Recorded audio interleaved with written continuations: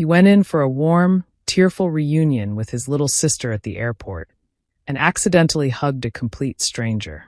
She responded by elbowing him in the ribs, spilling her latte on his shoes, and calling him a human golden retriever in a hoodie. But when tech millionaire Elliot Cooper finally looked into Jasmine Quinn's eyes, wide, furious, and entirely not his sister, something clicked. Not just a mistake. Not just a mess. A meet-cute so disastrously perfect, it just might be fate or a lawsuit waiting to happen. Hello family, welcome to True Life Stories. Please subscribe and leave a like for us, it means the world to us. Also share this video to your friends and loved ones and turn on post notifications so you don't miss future videos from us. Thank you as you do so. Sit back and relax as we dive into the story. The automatic doors of JFK Airport's Terminal 4 whooshed open, unleashing a wave of humanity that looked like the opening scene of a disaster movie. Crying babies, rolling luggage ricocheting off heels, a toddler licking the side of a vending machine. Somewhere amid the chaos, Elliot Cooper, tech entrepreneur, accidental philanthropist, and recently declared New York's most eligible, yet most accident-prone, bachelor, stood blinking like a deer in LED headlights. He was dressed in what could only be described as private jet casual. A designer hoodie, jeans that probably cost more than most people's rent, and sneakers so white they practically glowed. Add to that the ridiculously large noise-canceling headphones he refused to take off. He said whale sounds calmed him.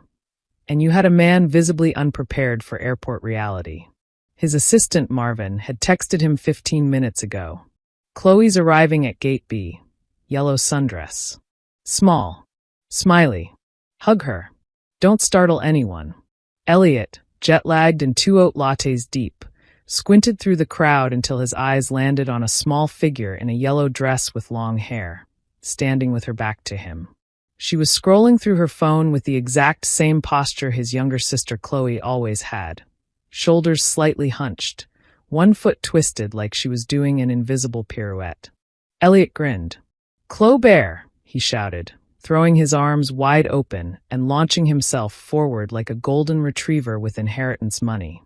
The woman didn't turn around. Didn't matter. This was his moment. He scooped her into a huge hug from behind, lifting her slightly off the ground. She screamed. And not a cute, "Oh my gosh, it's you," scream. It was more like, "Sir, what the actual hell?"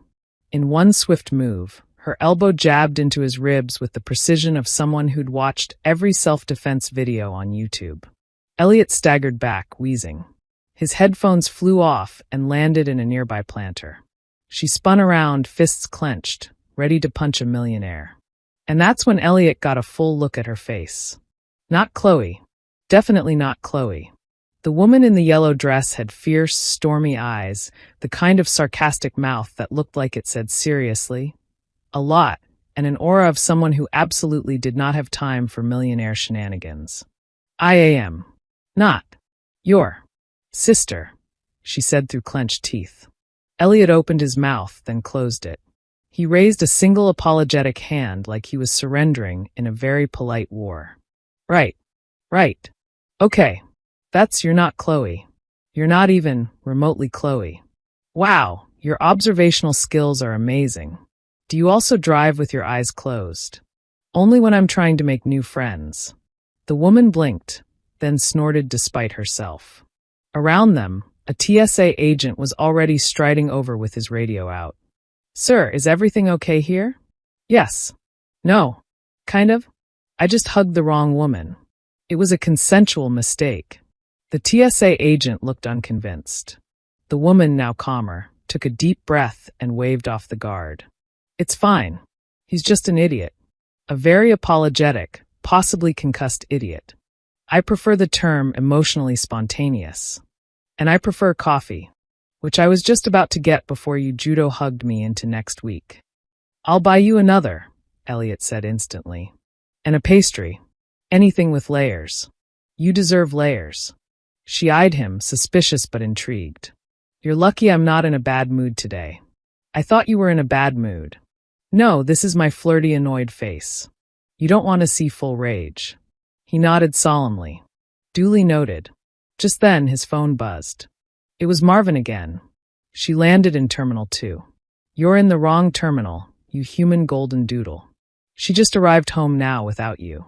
Elliot sighed and looked back at the woman. So, not Chloe. What is your name? Jasmine. Jasmine Quinn. And I'm putting your name down as stranger danger in my phone. Elliot Cooper. Millionaire. Latte buyer. Occasional hug offender. She smirked and walked off toward the nearest cafe. Well, Elliot Cooper, if you're really sorry, you'll know exactly what I want in 2 minutes. Grande oat milk, 2 pumps of vanilla, extra shot, no foam. Go. He watched her go, slightly dazed, slightly winded, completely smitten. And thus, in the least romantic, most absurd way possible, it began. Elliot stood at the entrance of Terminal 4's artisan coffee kiosk, clutching 2 paper cups like they were peace offerings from a war he had unintentionally started. One coffee was his usual, plain black, scalding, and bitter, like most board meetings. The other?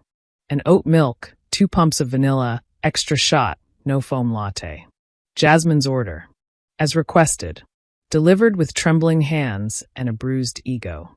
He spotted her by the window, legs crossed, glasses on, typing furiously on her phone with the intensity of a novelist who just remembered a twist in Chapter 7.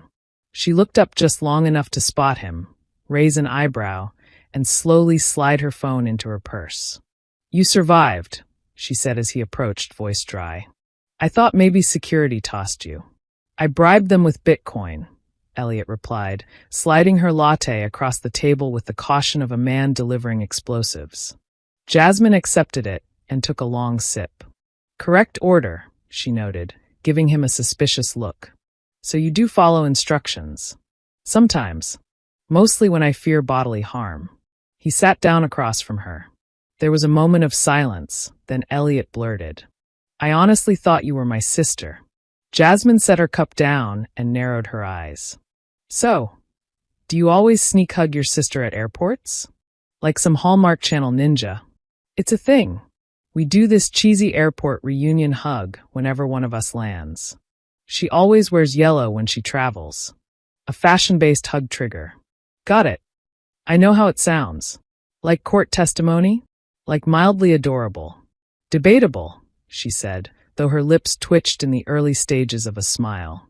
Elliot leaned forward slightly. Look, I'm really sorry I tackled you like an NFL mascot.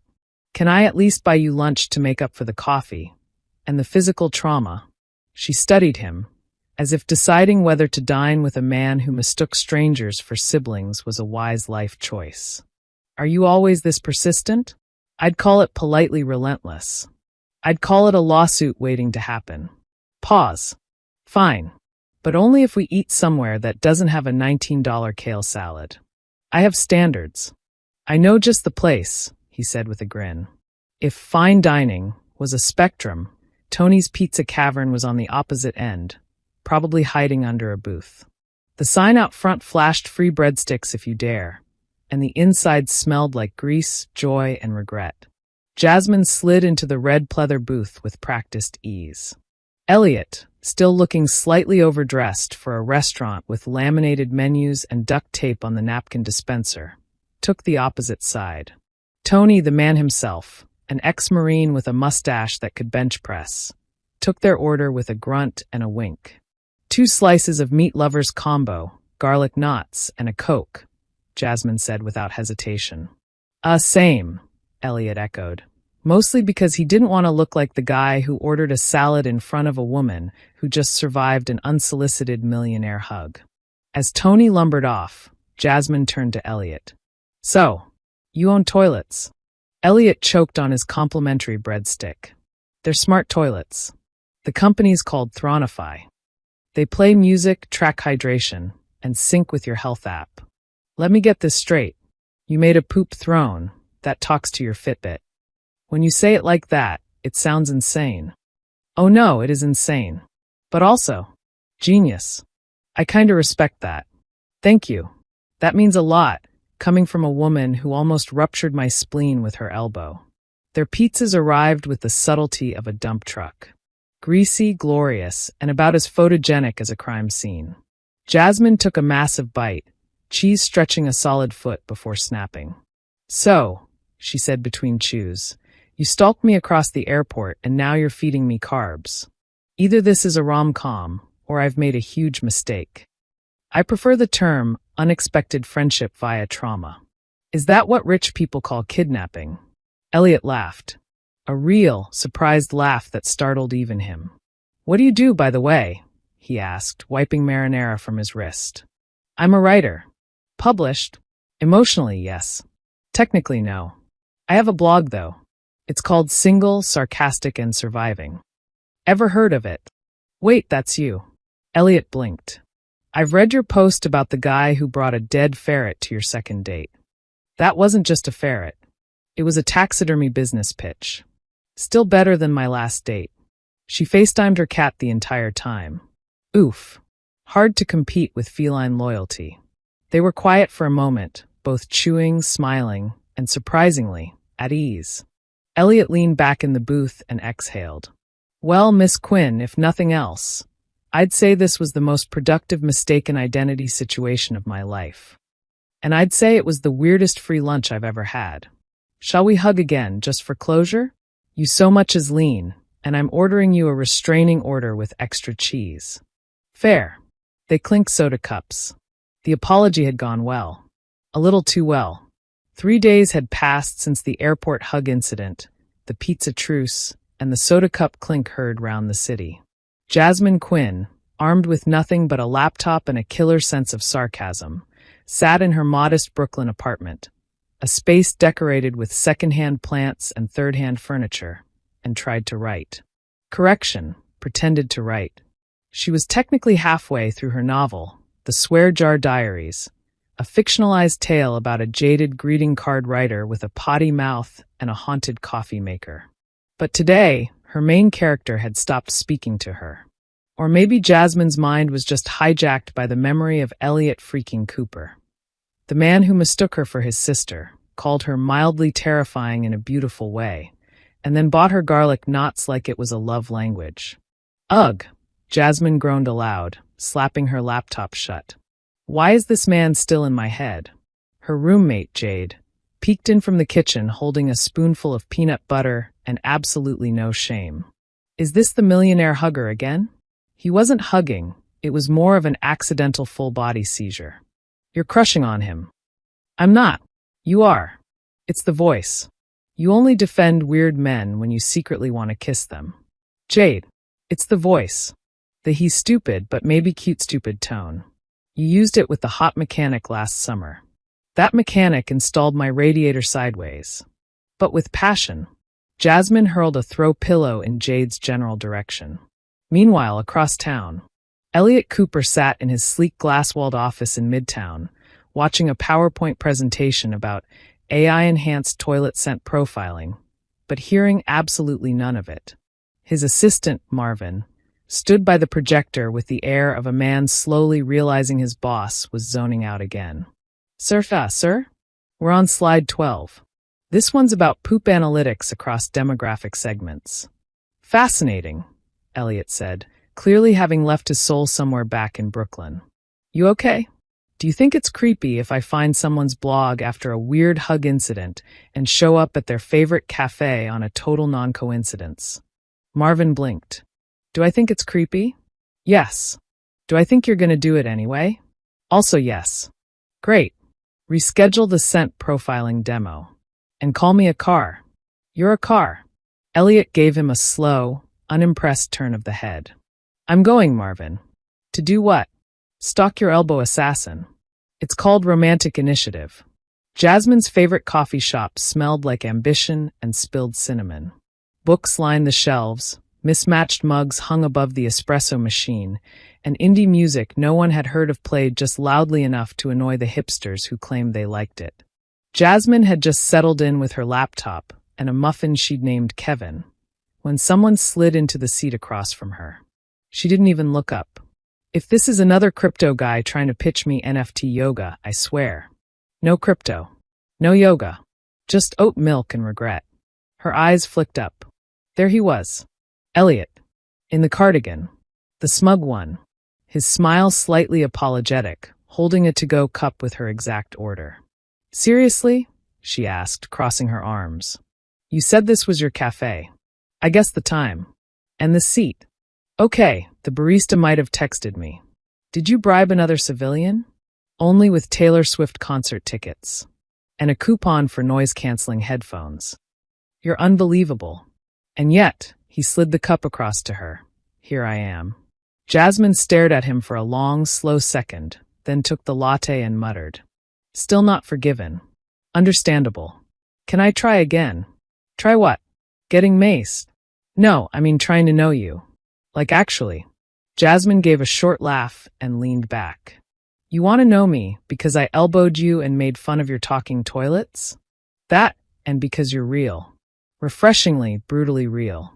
And you made me laugh so hard I almost snorted marinara through my nose." She narrowed her eyes. "You sure this isn't some novelty rich guy thing? Like, ooh, look, a commoner who says what she thinks. How quaint. God, no. My ex literally had a house for her wigs. I'm done with curated humans. A wig house, with a temperature control system, built-in humidifier." Jasmine tried not to laugh. Failed. "Okay, fine. You're insane. But you brought coffee and I'm very broke, so, temporary tolerance. I'll take that. Sounds like a 5-star Yelp review in your world." She shook her head, smiling against her will. "You're weird, Elliot Cooper. Takes one to know one." 3 hours later, they were still at the cafe. Laptops forgotten. Muffin Kevin long eaten. Topics covered. Worst dates, favorite sandwich toppings, the merits of irrational panic buying during snowstorms, and a heated debate about whether Pluto should be a planet again. As the sky outside turned pink, Jasmine finally said, "Okay, I'll admit, you're not as terrible as I assumed. I aim for mildly tolerable on first impressions. So what now? You just gonna keep showing up until I either fall in love or get a restraining order?" Elliot raised his cup in mock salute. "Only if I get visitation rights to the restraining order." They both laughed. And that laugh, that was the moment. The one that felt suspiciously like the beginning of something completely ridiculous. The first official date happened 3 days later, and it started with 2 things Elliot should have never trusted: a yacht rental app and the weather forecast. The app was called Folklore, and its tagline was "Swipe right on sea romance." Elliot, hopelessly overconfident and grossly undernautical, booked a private evening cruise with hors d'oeuvres, jazz, and something called ocean mood lighting. The forecast said clear skies. The forecast lied. Jasmine showed up in boat-appropriate flat shoes and a healthy dose of skepticism. "Please tell me you're not the guy who tries to kiss girls on sailboats." "No. I'm the guy who tries to impress women with overpriced cheese boards and maritime anxiety." "That's somehow worse." The boat pulled away from the dock smoothly. Elliot poured 2 glasses of champagne. Jasmine looked cautiously at the ocean. "I have motion sickness. I have sea confidence. That's like Dramamine, but with optimism." 15 minutes later, Jasmine's face was the color of printer paper. The ocean was no longer calm, the wind picked up, and the cheese board slid into the Atlantic like a tragic dairy sacrifice. Elliot held Jasmine's hair back as she leaned over the side of the boat, retching. "Next time," she groaned between heaves, "let's just do tacos. I thought yachts were romantic. You thought a boat was romantic. Boats are floating regrets." They docked early. Elliot carried her sandals and whispered apologies to Poseidon. Jasmine, though nauseous and chilled, muttered, "This'll make a great blog post," and then promptly threw up in a potted plant outside the marina. Determined to redeem himself, Elliot planned a low-altitude, high-effort second date.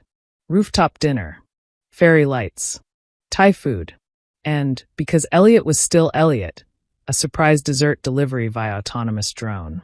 He'd had the drone custom programmed to fly in at exactly 8:42 p.m. with a box of gourmet cupcakes and a handwritten note. "To the woman who made me laugh while I was still apologizing." Date number 2, less barf, more sugar. Everything was perfect. They sipped wine. They shared mango curry. Jasmine even complimented his taste in Spotify playlists. Then the drone arrived. Or rather, crashed. The box of cupcakes made it halfway across the rooftop before the drone caught a breeze and slammed into Elliot's shoulder, sending him sprawling onto the table and directly into a plate of pad thai. The cupcakes exploded on impact like sweet, frosted shrapnel. Jasmine screamed. Elliot flailed. The drone spun in a slow, tragic circle before dying near a potted basil plant. "Are you bleeding?" Jasmine asked, laughing uncontrollably. "Just my dignity. This is the dumbest, most romantic thing anyone's ever done for me. This was supposed to be charming. You got taken out by flying cupcakes, Elliot. This is historic." She helped him up, covered in noodles and frosting. They kissed on the rooftop anyway, mid-disaster, mid-laughter, with sugar on their clothes and curry in the air.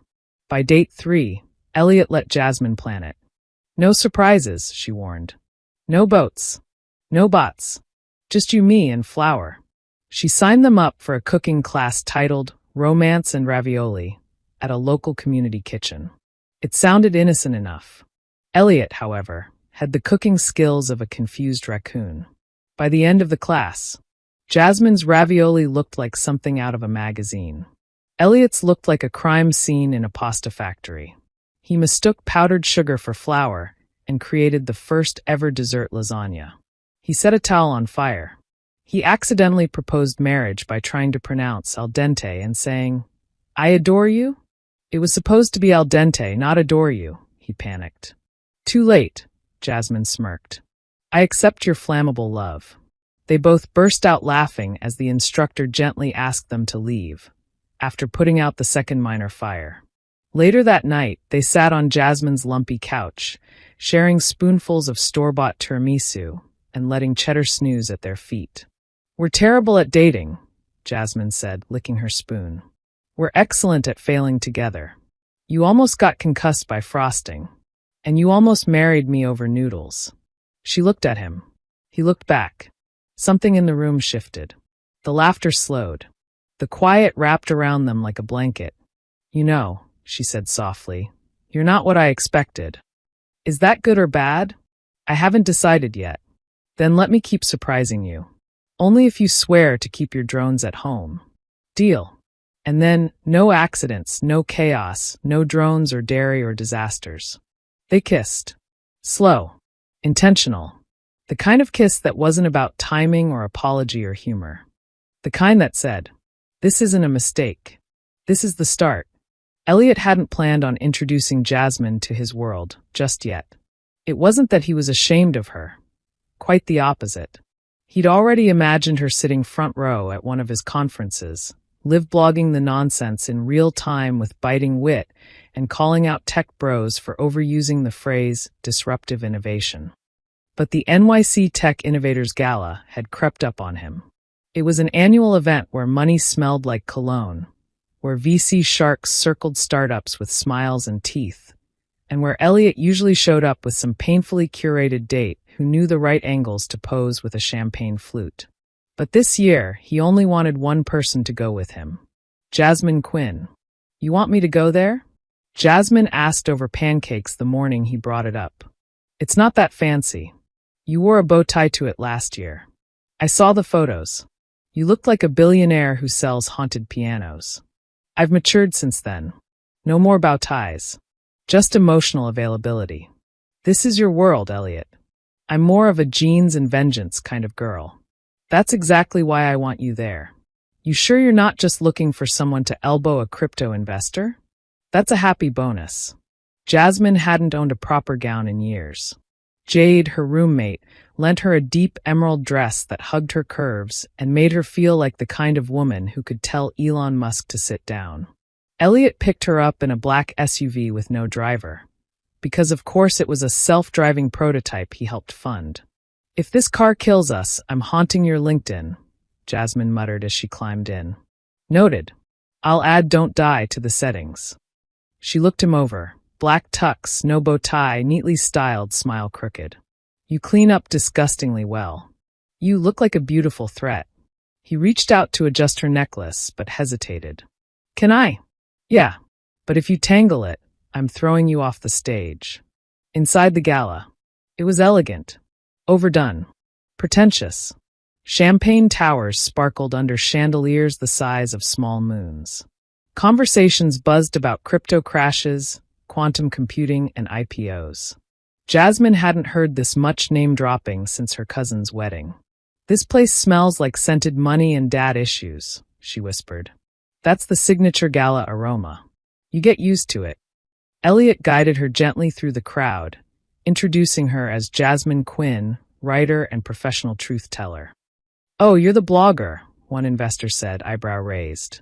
"Oh, you're the guy who tried to reinvent chairs as vertical human platforms," she replied, sipping her drink. Elliot barely contained his cackle. Then, without warning, the temperature in the room dropped by 10 degrees. Because she had arrived. Veronica Langston. Tall, stunning, and terrifying in the way only extremely rich, extremely poised women can be. Her red dress shimmered like power. She walked toward them like a runway had appeared beneath her feet. "Elliot," she purred, voice like silk dipped in passive aggression. "Still saving the world one bathroom at a time?" "Veronica," he said with polite dread. "Still pretending to like people?" She turned to Jasmine. "And this must be the blogger." Jasmine smiled coolly. "And you must be the subplot." Elliot choked on his champagne. Veronica didn't flinch.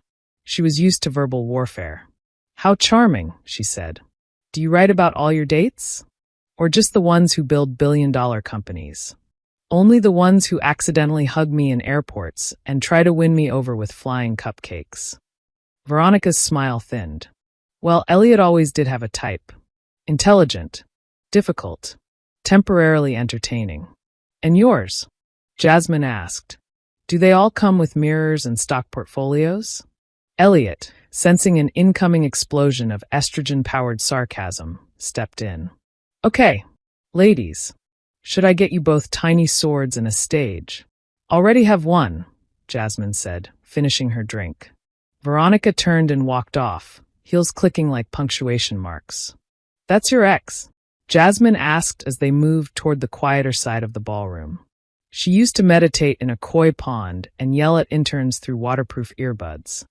"She looks like someone who legally changed her name to Veronica." She did. "It used to be Denise." Jasmine laughed, then fell quiet. Later, as Elliot was pulled into a photo op with some investors, Jasmine stepped aside. She leaned on a marble column and watched him from across the room. The truth hit her like a slow wave. He belonged here. He knew everyone. Smiled like he wasn't nervous. Moved through this world like it was built for him. And she'd borrowed a dress. Used a drugstore lip tint. And had to Google the word series of funding an hour ago. The ride back was quieter than the ride in. Elliot noticed her silence. "You okay?" "Yeah." "You sure?" "Just tired." A beat passed. Then she spoke again. "Tonight felt like walking into someone else's movie." "What do you mean?" "I'm the glitch in your narrative, Elliot.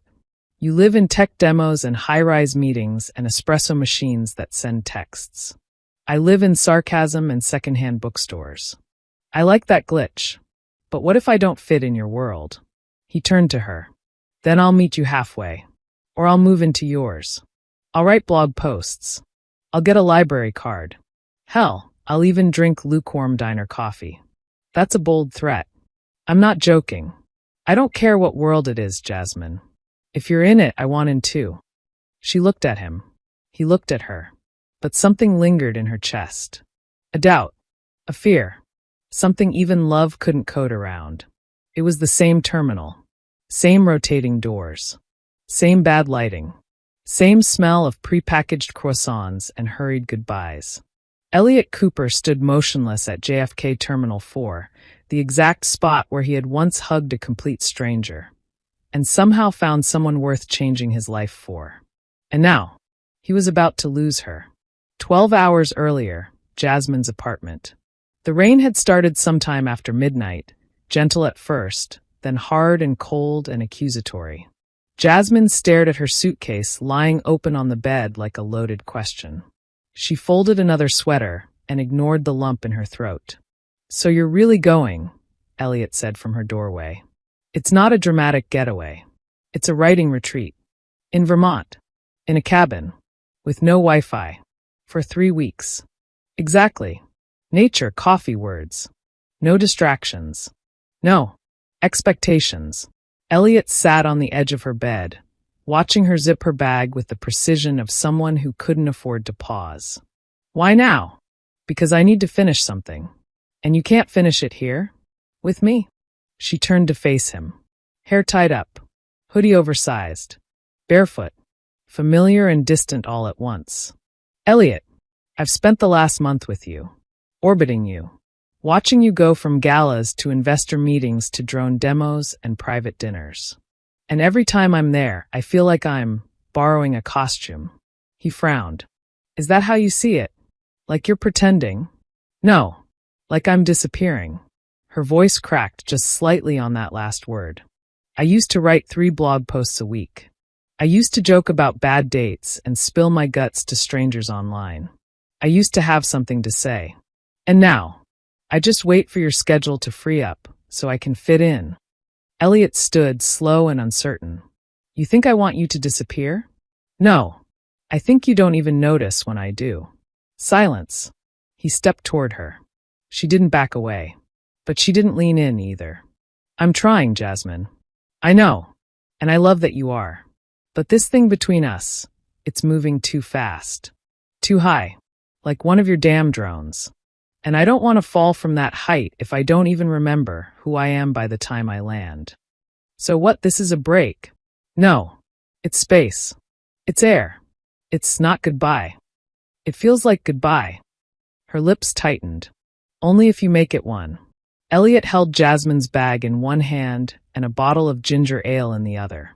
He'd remembered from their first disastrous yacht date. She gets motion sick. Ginger ale helped. That was one of the things he learned before falling asleep next to her at night and waking up to her hair in his mouth every morning. She stood at the gate in her oversized hoodie, leggings, and boots made for rain. No makeup. Hair wild. Still the most magnetic woman he'd ever met. You're early, she said quietly. I didn't sleep. Same. The boarding screen blinked above them. Flight 428 to Burlington. On time. He handed her the ginger ale. She took it, holding it between them like a piece offering neither of them had the strength to unwrap. You pack snacks, he asked. Jerky and trail mix. If I don't write, I'll survive on squirrel logic. If you don't write, come back early. I probably won't even have a signal to text you. I'll send Cheddar to sniff you out. That mutt loves me more than you do. Cheddar has excellent taste. She smiled softly, but it didn't reach her eyes. Elliot. Don't, he said quickly, cutting her off. Don't say anything final. Just go. Go right.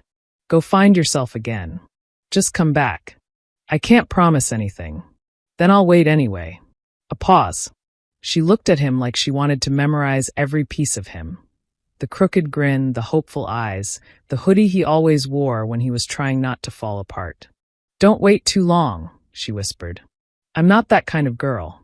Then I'll wait in short bursts. I'll be very efficient about it. Her laugh this time was real. The gate agent announced boarding for Group 3. That's me. She took a breath, then stepped forward and hugged him. A real hug. Not the clumsy, mistaken tackle from their first meeting. Not the careful kind you give on dates. But one that clung. That paused. That meant something. Thank you, she whispered against his shoulder. For what? Showing me I can still feel something real. He let her go. Watched her walk away with everything except his heart. 5 minutes later, Elliot sat on the same bench where it all began. Where he'd called her Chloe. Where she'd elbowed him. Where he'd fallen in love without realizing it. He pulled out his phone. Opened her blog. No new posts. Just the last one titled, Mistakenly Yours. He read it again and again and again, until the crowd thinned and the gate closed and the airport hummed with departures he hadn't boarded. And outside, the rain kept falling. 2.5 weeks.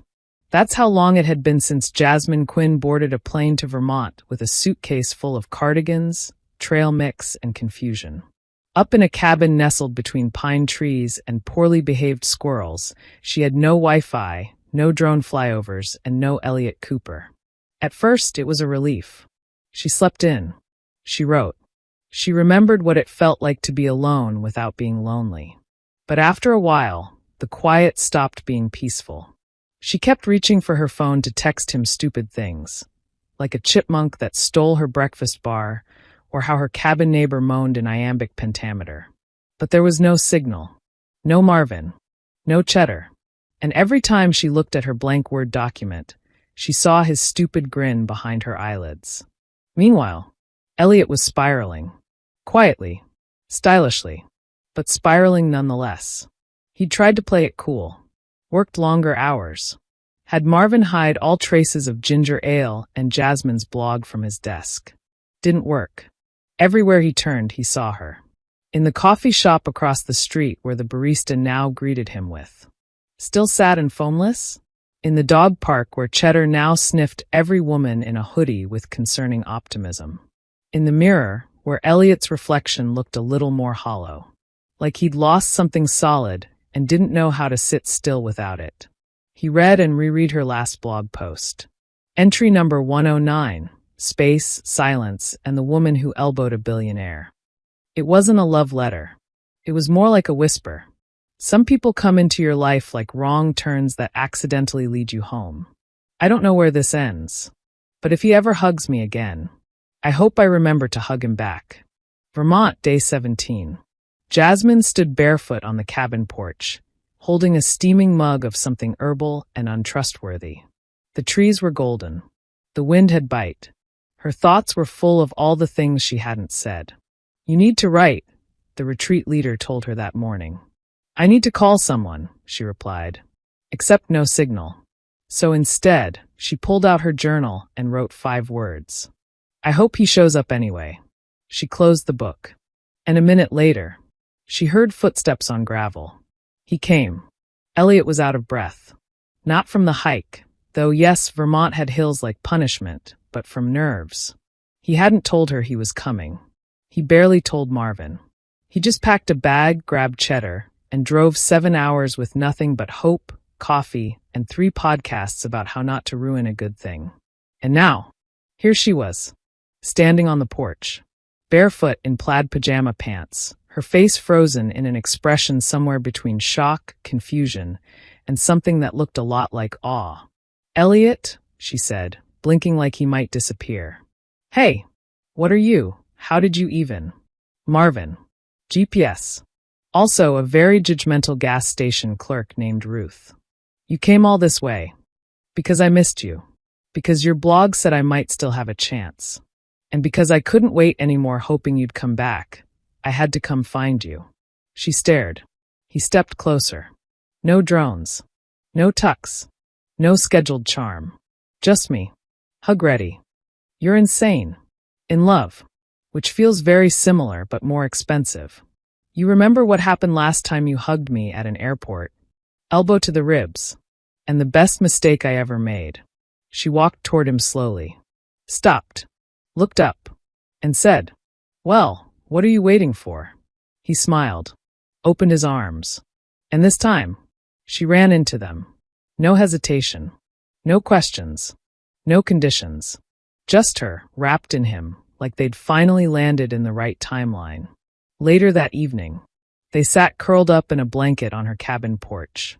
Cheddar snored at their feet. The stars blinked down like gossiping spectators. "So, what now?" Jasmine asked. "Now, we figure it out. One disaster at a time. Still want to date a blogger who burns toast and has commitment issues? Only if she keeps elbowing my insecurities. Still want to build toilets that talk about people's hydration levels? Only if you promise to make fun of them forever." She leaned into his shoulder, eyes closed. "You really found me in the woods. You really let me." They stayed like that, quiet and complete. And for once, neither of them needed a punchline. 1 week later. Entry number 110, hug me maybe. He showed up. Not because I asked him to, but because he knew I wouldn't. Turns out love doesn't always come in the right package. Sometimes it crashes in with drones and garlic knots. Sometimes it hugs you by mistake and stays on purpose. He's still weird. I'm still complicated. But somehow, together, we make sense. Still sarcastic. Still surviving. No longer single.